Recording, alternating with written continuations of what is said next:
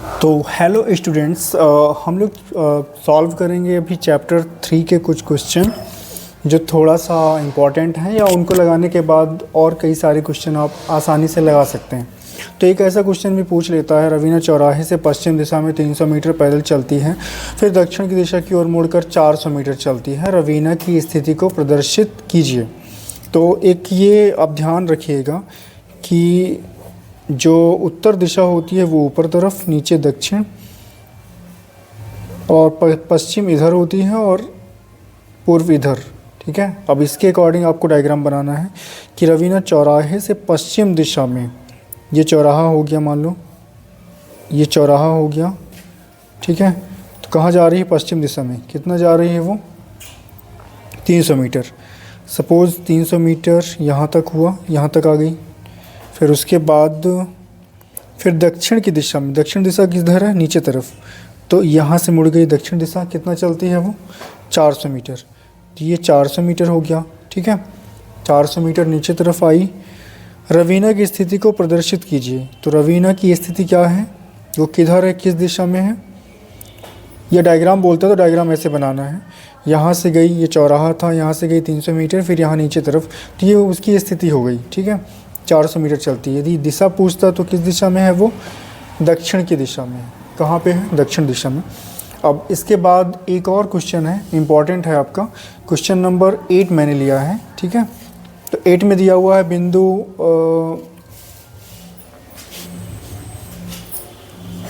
Question number 8 में बोल रहा है बिंदु 1 2 5 6 -5 3 4 -5 -3 4 0 3 4 0 -5 0 1 0 2 किस चतुर्थांश में, किस अक्ष में, ये आपको बताना है। ये 4 नंबर के क्वेश्चन है। ठीक है, बड़े क्वेश्चन है। तो यदि आपको ग्राफ नहीं मिलता है तो आप स्केल का यूज़ करके एकदम सीधी लाइन खींचेंगे, एकदम बराबर, है ना। 2 अक्ष आपको बना लेना है ऐसे। ये हो गई अपनी x और ये हो गई अपनी y। इधर जो भी मान लिखेंगे आप वो प्लस में रहेंगे, इधर जो भी होंगे माइनस में। तो ये हो गया आपका मूल बिंदु 0, ये 1, ये 2, ये 3। ऐसे आपको बनाना है कि इनके बीच का गैप जो हो एकदम समान रहे, ये नहीं कि अलग अलग, है ना। ये 4 5 6। ठीक है, इधर भी -1 -2 -3 -4 -5 -6। ओके, फिर आपको इधर बना लेना है 1 2 3 4 5 6 -1 -2 -3 -4 -5 ऐसे बना लेना। ठीक है, और नीचे भी खींच सकते हैं।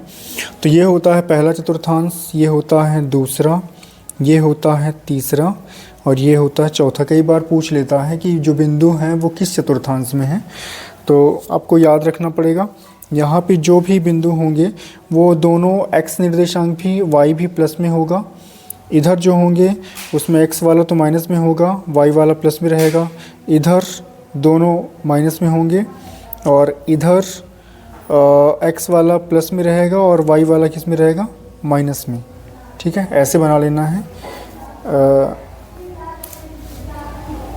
ठीक है, अब अपन को जैसे दिखाना है यहाँ पे 1 2 कहाँ पे होगा? तो एक x पे 1 y पे 2 लेना है। तो ये पॉइंट हो गया 1 2। तो किस में? ये प्रथम चतुर्थांश में है। इसमें भुज कितना है? 1 है। x निर्देशांक भुज कहलाता है, y निर्देशांक कोटि। कोटि कितनी है? 2 है। फिर 5 6, तो 5 ये है, ये 5 ले लिए, इधर 6। ये दोनों को आपको मिलाना है। स्केल का प्रयोग करके पेंसिल से अब बना सकते हैं डायग्राम। तो पेंसिल से क्या ज़्यादा ठीक बनता है। सॉरी, यहाँ पे थोड़ा सा गलत हो गया। x पे 5 लेना था, ये x पे 5, ये मिस्टेक है। x पे 5 y पे 6 लेना था।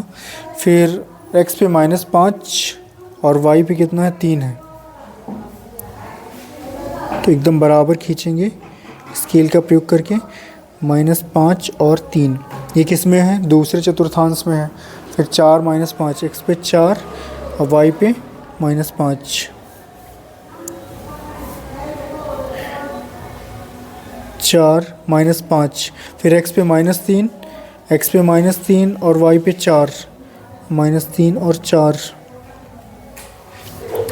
-3 4, फिर 0 3 कहाँ पे होगा? 0 3 मतलब x निर्देशांक 0 है, तो वो कहाँ पे होगा? ये होगा 0 3। ये कहाँ पे होगा? y अक्ष पे।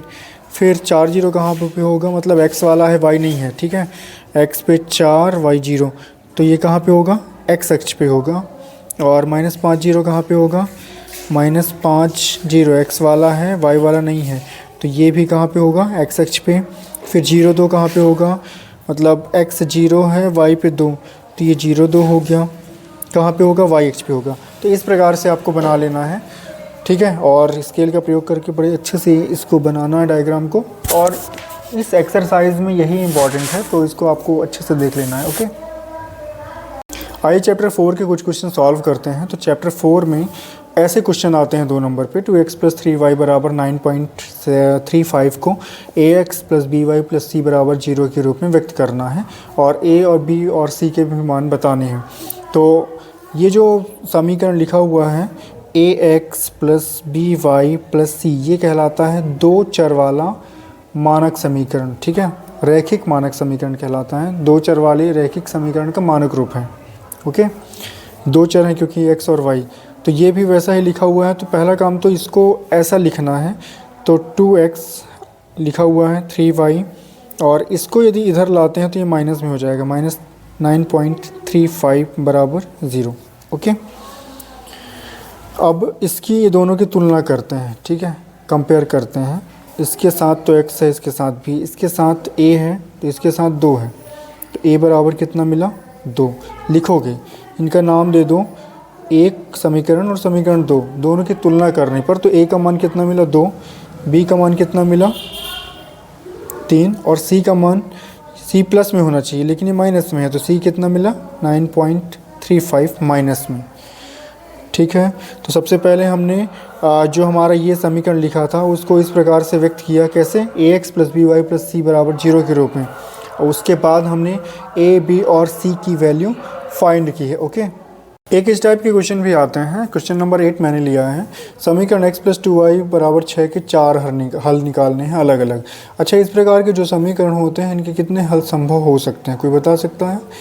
कमेंट में बताइएगा। वैसे मैं बता दूं कि इस प्रकार का यदि कोई समीकरण लिखा हुआ है तो इस समीकरण के अनगिनत हल होते हैं, मतलब अनेक हल होते हैं।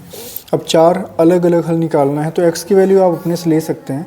तो जब x बराबर 1 ले लिया मान लो, है ना, तो x की जगह पे 1 रख देना है आपको, और 2y = 6, तो 2y = 6 - 1, ये 1 इधर आया तो 5 हो जाएगा, 2y = 5, तो y बराबर कितना मिला? 5/2।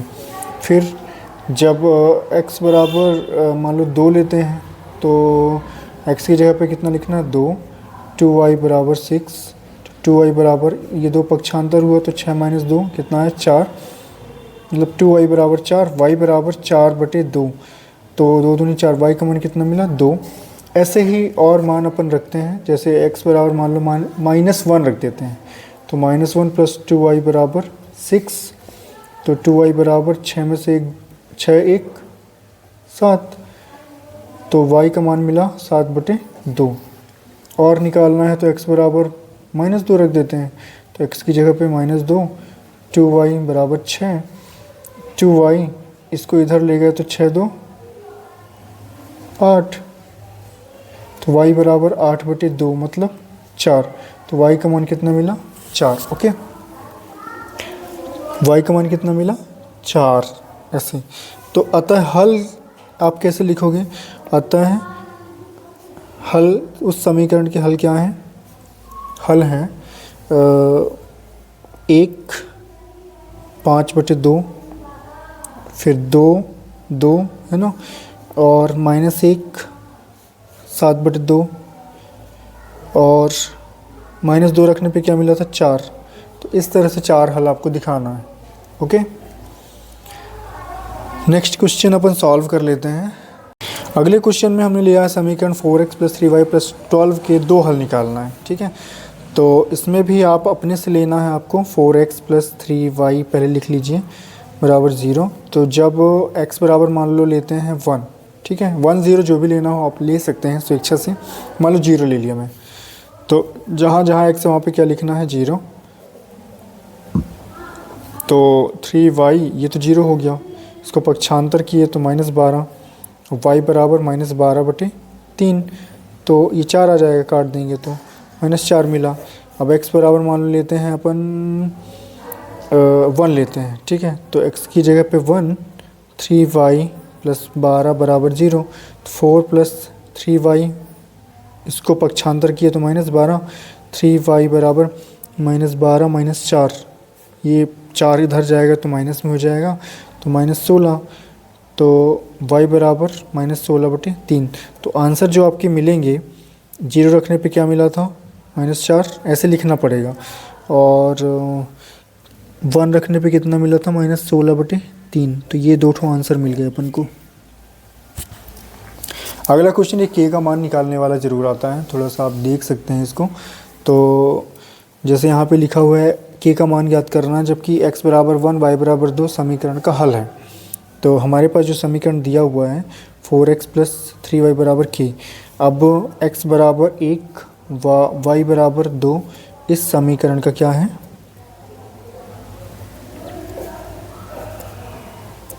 हल है, ठीक है, हल है। तो उसके मान इस समीकरण को संतुष्ट करेंगे, तो x की जगह पे 1, y की जगह पे 2 रख देंगे, ठीक है, ये 3 है ना, तो 4 × 4,